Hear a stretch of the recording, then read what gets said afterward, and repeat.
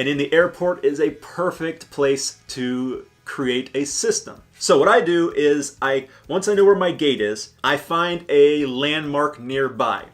So recently when I was in Chicago, the landmark was a McDonald's restaurant right next to a restroom that was right next to my gate. So I knew that if I went out venturing and exploring, when I backtracked, as soon as I found that McDonald's right next to the restaurant, I knew my gate was right nearby. And then another great thing about airports is they often have certain landmarks indicators. And what I mean by that is, in this particular airport, the floor was all one color, but then they had these big stripes of contrasting tiles. So I just counted those contrasting tiles from the McDonald's restroom landmark to my gate. So I further fine-tuned my system.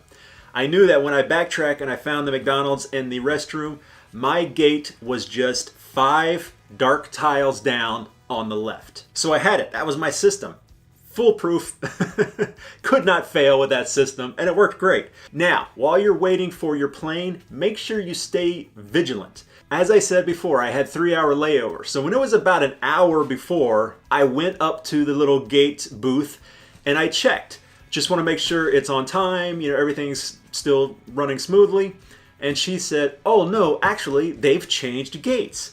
And I'm like, well, good thing I checked, So she said, "Yeah, it's down at gate whatever, and they're boarding now." She said, "Will you need help finding it?" I'm like, "Yeah, I will definitely need help finding it." So she took me down, and I made it in time to get on my plane.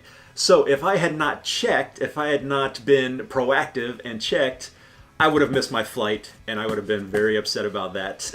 I had already spent way too long in this airport. But if you don't have to worry about that, then my next tip is pre-boarding.